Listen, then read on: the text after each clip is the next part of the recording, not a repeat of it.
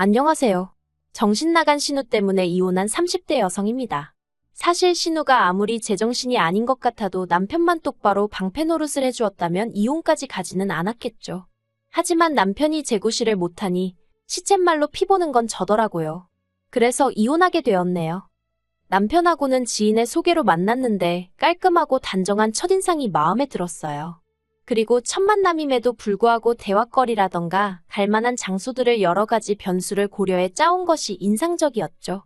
제가 구두를 신고 올지 운동화를 신고 올지 몰라서 각각 코스를 짜왔다는데 뭔가 저를 되게 위해주는 느낌이라 좀 감동적이기도 하고 고맙기도 했고요. 아무튼 그렇게 첫 만남부터 좋은 인상을 받았기에 애프터가 들어왔을 때도 거절하지 않았고 이후로 몇 번의 만남을 더 갖다가 진지하게 연애를 시작했어요. 그리고 연애한 지 2년 만에 남편에게 프로포즈를 받고 정식으로 부부의 연을 맺었습니다. 남편은 일남일녀 중 차남이지만 위로 있는 신우하고는 나이 차이가 꽤 나요. 듣기로는 어머님 아버님은 신우 하나만 낳아서 잘 기르자였고 그래서 아버님이 묶는 수술이라고 하죠. 그 수술까지 받으셨는데 10년 만에 어머님이 임신을 하셨다나요. 그리고 어쨌든 계획에는 없었지만 그렇다고 생긴 아이를 어떻게 지우냐 하여 결국 어머님 나이 40에 출산을 하게 되셨는데 그게 바로 저희 남편이었습니다. 그래서 그런가 신우가 남편을 어지간히 애다루듯 했고 남편보다 어린 저에게는 어휴 말해 뭐하겠어요. 매사 정말이지. 사사건건 간섭하고 참견하고 환장하겠더라고요. 처음에 결혼 이야기가 오가던 당시 시댁에서 집을 해주겠다고 하대요. 그리고 이 약속을 믿은 저희 친정에서는 본격적으로 결혼 준비를 해나가는 과정에서 제법 큰 금액의 현찰 예단을 건넸는데 이후로 황당한 이야기를 듣게 되었어요. 어머님 아버님이 집을 해주신다는 게 현찰로 1억을 해주시고 나머지는 대출을 받아주신다는 얘기였단걸요. 그리고 그 대출은 당연히 저희가 갚는 거였고요. 글쎄 뭐랄까 의도적으로 저를 속이신 건 아니라고 믿고 싶지만 어쨌든 저로서는 제 어리석음과 순진함을 탓하면서도 한편으론 야속한 마음이 들더라고요. 물론 그래도 여전히 남편이 저보다 많이 해왔고 그렇기에 이러쿵저러쿵 한마디도 입 밖으로 꺼내진 않았습니다. 그런데 이 과정에 있어서 정작 시부모님은 나름대로 민망해하시는 기색이 있었는데 신우가 그렇게 야단인 거예요. 어디 나가서 물어봐라. 자기 부모님 그러니까 시부모님 마냥 떡하니 현찰 1억을 내주는 시댁이 흔치 않다. 넌 참 복받은 거다. 막말로 자기가 돈 1,000원 보태주는 것도 아니면서 왜 자기가 공치사를 하는지 참으로 황당하기도 하고 우습기도 하고. 그리고 사실 이런 일에만 신우가 나대는 게 아니었어요. 제 외모라던가 지극히 사적인 부분에서도 자기가 좌지우지하려는 성향이 강했거든요. 신혼집이라고 해도 전세긴 했지만 어쨌든 집들이는 해야 한다는 신우의 성화에 못 이겨. 결국 결혼하고 2달 만에 집들이를 하게 되었습니다. 신우는 이때도 자기는 집들이 때 일가 친척들을 다 불러야 했는데 저는 시부모님과 자기 식구만 초대를 하니 얼마나 좋냐며 복 터졌단 소리를 해대고 난리였어요. 하지만 솔직히 암만 옆에서 너 참 복 받았다고 말한들 저는 그런 생각이 안 들었거든요. 에휴, 아무튼 매번 신우는 넌 참 복 받았다 운도 좋다 요새 이런 시댁이 어딨냐? 아주 그 소리를 입에 달고 살더라니까요. 게다가 집들이 당일엔 이런 일도 있었어요. 시부모님과 함께 도착한 신우가 대뜸 다른 것도 아니고 제 머리를 지적하기 시작했습니다. 결혼까지 한 여자가 아직도 머리를 안 잘랐냐며 저더러 너는 이제 아줌마니까 머리 치렁치렁하게 하고 다니지 말고 귀 밑으로 깔끔하게 자르라면서 사람이 게을러 보이네 어쩌네. 그런데 제가 실은 고등학교를 졸업한 이후로는 늘 머리를 길러서 몇 년에 한 번씩 소아암 센터에 기부를 하고 있었거든요. 그래서 신우가 자르란다고 내내 자를게요 할 상황이 아니었지요. 신우 성격에 내 자를게요 해놓고 안 자르면 그걸로 또 잔소리를 어지간히 해댈 게 뻔하기도 했고요. 하지만 그렇다고 제 입으로 기부를 하려고 기르는 중이에요 하려니 뭔가 낯뜨겁고 그래서 적당히 웃으며 앞으론 깔끔하게 틀어올릴게요 했더니 대뜸 너 내 말 무시하냐면서 보는 사람 더우니까 자르라고 하며 소리를 지르는 게 아니겠어요? 순간 벙찌고 그제서야 심해부가 신우더러 갑자기 왜 그러냐며 저한테 미안하단 식으로 눈치를 하는데 가만히 있다 뺨 맞는 기분이 이런 건가 싶더라니까요. 그리고 저는 솔직히 남편이 나서서 신우한테 말 한마디라도 단호하게 해주길 바랬거든요. 그런데 기껏 남편은 한다는 말이 저더러 다음에는 모자라도 쓰고 있으랍니다. 굳이 싫은 소리 들을 필요는 없지 않냐면서요. 그리고 더 어이가 없었던 건 그렇게 평소에 저한테 경우를 따지고 도리를 따지는 신우가 정작 지 자식 교육은 개판을 쳐놨다는 거예요. 도대체 집구석에서 가정교육을 어떻게 시킨 건지 애들 상대로 이렇게 표현하기도 뭐하지만 예의범절이라곤 하나도 모르고 지들 뜻대로 안 되면 발악을 해대기 일쑤였으니까요. 물론 그나마 다행이라고 해야 할지 심해부는 최소한 저희 집이든 시부모님 댁이든 자기 집이 아니면 나름대로 애들 단속은 하려들고 다른 사람들 눈치는 살피는 듯 했지만 이번에도 신우는 자기 애들이 개성이 강해서 그렇다나 어쩐다나 말도 안 되는 핑계를 대면서 당당하기는 어찌나 당당하던지. 그리고 엄마라는 사람이 막말로 배째라는 식으로 나와버리니까 이건 뭐 부모가 저 따위니 애가 저 모양이란 소리가 절로 나올 수밖에 없었죠. 신우에게는 중학교 다니는 아들 하나랑 초등학교에 다니는 아들 하나 총 두 아들이 있는데 두 아들들 다 게임에 환장을 해서는 어른들이 있는 자리에서도 손에서 핸드폰을 놓지 못하더군요. 심지어 밥을 먹으면서도 눈은 핸드폰에서 떼지를 못해선 걸핏하면 무럽지르고 밥 흘리고. 그런데 어이없는 건 지 자식이 그러면 신호건 심해부건 부모가 돼서는 핸드폰을 뺐던가 해야지. 그럴 생각도 없고 어질러진 식탁을 치울 생각도 안 해요. 그리고 그러다 한 번은 시조카가 지 국그릇을 바닥에 쏟았는데 워낙 평소에도 잘 엎지르니까 플라스틱 그릇에 줘서 그릇은 안 깨졌지만 그래도 식탁 밑이 엉망이 되었죠. 그런데 어머님이 저더러 가서 걸레 좀 가져와라 하시는 거예요. 아니 신우 심해부 둘 다 자리에 있었고 애가 얼마나 어린 것도 아닌데 왜 아무 상관없는 저더러 걸레를 가져오라 하나? 황당하대요. 그래도 일단은 가지고 왔더니 어머님이 또다시 저더러 거기 서서 뭐하냐며 얼른 닦으라는 거예요. 그래서 얼떨결에 무릎 꿇고 바닥을 닦는데 울컥했어요. 내가 왜 밥 먹다 말고 시조카가 엎은 걸 치워야 되나 싶은 게. 그래서 치우다 말고 일어나서는 시조카가 보고 있던 핸드폰을 뺏고는 직접 치우라 했습니다. 그리고는 어른들 계신 식사 자리에서 핸드폰을 하는 것도 예의에 어긋나는 일이고 본인이 어지른 건 본인이 치워야 하는 거라고 알려줬죠. 그랬더니 신우가 저더러 한다는 말이 치우기 싫으면 말지 왜 밥 먹는 애한테 잔소리를 하냐는 거예요. 그리고는 저더러 네가 뭐 선생이라도 되냐면서 왜 자기 아들한테 이래라 저래라 하냐입니다. 그러자 저도 막말로 시조카도 보고 있는 마당에 여기서 밀렸다간 꼴사납고 우스워지겠구나 싶은 거예요. 그래서 신우한테 제가 어른으로서 애한테 이 정도 말도 못하냐고 그러니까 진작에 좀 이런 건 알려주셨어야 하는 거 아니냐고 중학생이나 되는 애가 이런 예절도 모르는 게 말이 되냐고 쏘아붙였죠. 그랬더니 신우가 당장이라도 저를 한 대 칠 기세로 너 지금 뭐라고 했냐고 소리를 지르는데 그제서야 심해부가 처남댁이 틀린 소리 한 것도 아닌데 뭘 그러냐며 신우를 말렸고 뭐 그렇게 대충 분위기가 수습이 되긴 했습니다만 그때도 저희 남편은 침묵만을 지키고 있었기에 참으로 한심하대요. 하지만 이런 일들이 반복되었음에도 불구하고 가족 모임 자체를 중요시하는 아버님 때문에 신우네랑은 어쩔 수 없이 1년에 몇 번이고 마주칠 수밖에 없었습니다.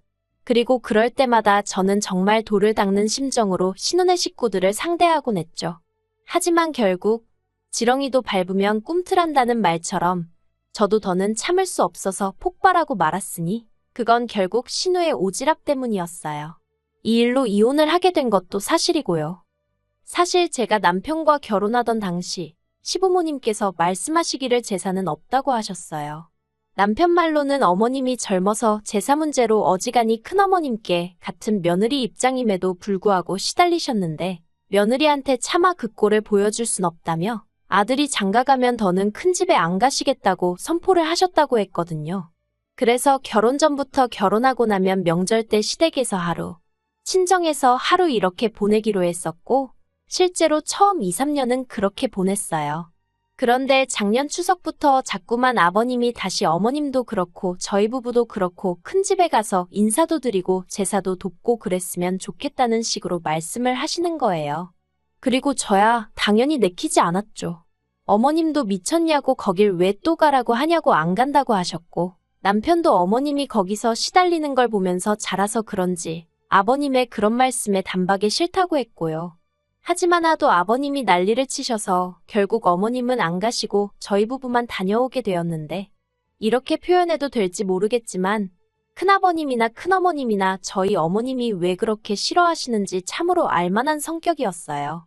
큰 집에 도착하기가 무섭게 저를 부엌으로 데려가시더니 앞치마 주시고, 솔직히 저도 그 집에 갈 때는 일을 하게 될 거라는 어느 정도의 각오가 되어 있던 건 사실이에요.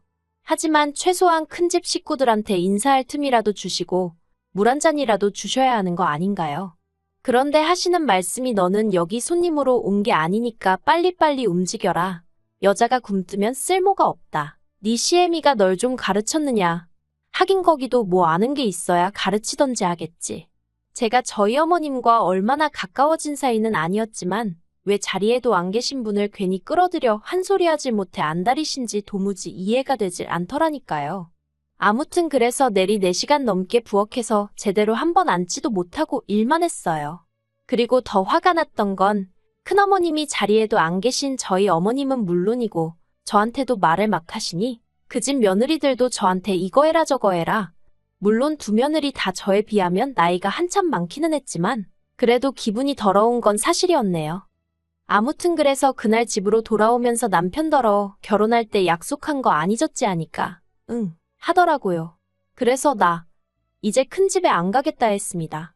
연휴근무래나 친정에 가게 되는 것도 싫고 시댁 가서 신우한테 시달리면 됐지 큰 집까지 가서 한여노릇도 해야 하냐고 그렇게는 못한다고 결혼 전에 약속한 대로 하자고 했죠.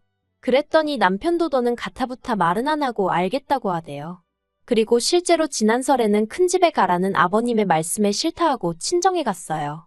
참고로 친정은 거리상 멀기도 멀어서 1년에 시댁에 10번 간다 치면 친정엔 명절을 포함해 2~3번 가는 게 전부였습니다.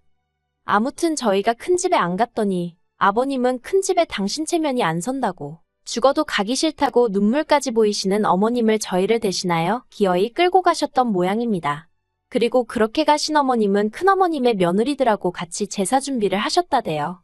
뿐만 아니라 그 와중에 큰어머님이 당신 아들들이 갈비를 좋아한다며 그걸 저희 어머님한테 하라고 시켜서 뜬금없이 갈비까지 사다가 재워놓고 오셨다는데 그러니 결국 그 화가 전부 다 아버님한테 향하는 건 어찌 보면 당연한 일이었고 그래서 두 분이 이혼한 해만의 소리까지 나왔었거든요. 그런데 지난 어머님 생신 때 가족 모임에서 만난 신우가 다가올 추석은 어떻게 할 거냐며 이런저런 얘기를 하다가 갑자기 지난 설날에 있었던 일이 특히나 저 때문이란 식으로 얘기를 하대요. 신우가 한다는 말이 제가 착한 남편을 꼬셔서 큰 집에 안 가고 친정에 가는 바람에 어머님이 큰 집에 가게 된 거 아니냐며 저희만 고분고분 큰 집에 갔다 왔으면 그럴 일이 있었겠냐고요. 어이가 없어서 신우더러 그렇게 어머님이 큰어머님한테 당하는 동안 도대체 아버님도 그렇고 자식들은 다 뭐하고 있었냐고 물었어요. 특히 신우더러 그렇게 어머님이 안타까우면 같이 가서 좀 도와주시지. 형님은 왜 큰 집에 안 가냐고 그랬죠. 그랬더니 자기는 자기 시댁에 가지 않냐고 그러길래 아니 그러면 미리 어머님이 하실 음식이라도 같이 해드리던가. 그리고 저라면 진작에 큰어머님한테 한마디 했을 거라고 그랬네요. 그리고는 아버님한테도 그렇게 와이프가 고생을 하는데 그걸 이날이 때까지 지켜보고만 계신 것도 부족해 이제 며느리까지 그렇게 만드실 생각이시냐고 물었죠. 그리고 사실 남편도 할 말이 뭐가 있어요? 자기도 자식인데 자기 어머니가 그렇게 고생한다 싶으면 아무리 상대가 어른이어도 어머님 편 좀 들어드렸어야지. 아무튼 그러면서 제가 앞으로는 어머님이 일하시는 게 싫으시면 형님이 가서 미리 하고 오세요 그랬습니다. 남편한테도 아니면 당신이라도 좀 가서 어머님 옆에서 도와드리라고. 나는 생판남이니까 얘기할 것도 없다면서요. 그랬더니 이제 신우가 난리가 났죠. 며느리가 돼서는 자기 아버지가 그러니까 아버님이 큰 집에 가자 하면 가면 되는 거지 뭐가 그렇게 말이 많냐면서 돌아오는 추석에는 무조건 가라 나어쩌라나. 그리고 저는 저대로 그런 신우의 태도가 너무 불쾌하고 화가 나서 신우더러 그쪽이나 똑바로 하고 살라고 나는 알아서 잘하니까 신경 끄라고 해버렸고요. 그리고는 자리를 박차고 일어나는데 그때 신우가 달려들어서는 제 멱살을 잡더니 너 지금 나한테 그쪽이라고 그랬냐면서 가만두네 안 두네 난리가 났네요. 그런데 저도 결혼 전에 몇 년 동안 취미로 유도며 주짓수며 여러 가지를 배웠거든요. 그래서 저도 모르게 그만 제 멱살을 잡고 있던 신우를 비틀어 뒤로 넘겨뜨렸어요. 그랬더니 시부모님이 저더러 미쳤냐고 어디 신우를 잡아뜨리냐면서 순식간에 집안이 아수라장이 되었습니다. 아니 신우가 제 멱살 잡을 땐 가만히 계시던 분들이 참 너무한다 싶대요. 그래서 그냥 엎어져서 울고 있는 신우랑 그 신우 달래면서 저한테 욕을 해대는 시부모님들을 뒤로하고 먼저 시댁 현관문을 나섰습니다. 그랬더니 제 뒤통수에다 대고 아버님께서 너 같은 며느리 다시는 꼴도 보기 싫다면서 2번 다시 이 집 구석에 오지 말라더군요. 그래서 내내 올해도 안 와요 하고 나왔죠. 혼자 운전하면서 집에 오는데 뭔가 후련하면서도 눈물이 났어요. 이유가 뭘까 생각을 해보니 또 아무 액션도 취하지 않고 어정쩡하게 서서 저만 바라보고 있던 남편 때문이란 걸 깨닫게 되었죠. 다정하고 상냥해서 이 사람하고는 평생 다툴 일 없이 오손도손 알콩달콩 살겠구나 싶었는데 생각해보니까 저한테만 그런 게 아니다 보니 남자가 돼서는 뭐 하나 제대로 결단을 내려주는 법이 없단 걸 느꼈고 더는 이런 인간하고는 못 살겠구나를 깨달았네요. 그래서 결국 남편더러 이혼하자 했고 이번에도 남편은 아무것도 하지 않았어요. 그저 미안하다 알겠다 그 말만 할 뿐이었죠. 그런데 황당하게도 이혼 서류 접수하고 그 이야기가 신우 귀에도 들어갔는지 신우에게 연락이 왔습니다.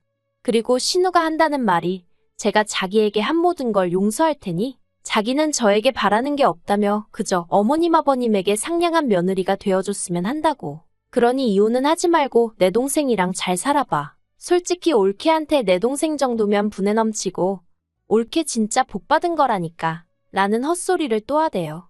미친, 복 같은 소리 한다고 제대로 똥 밟은 기분이라고 했습니다.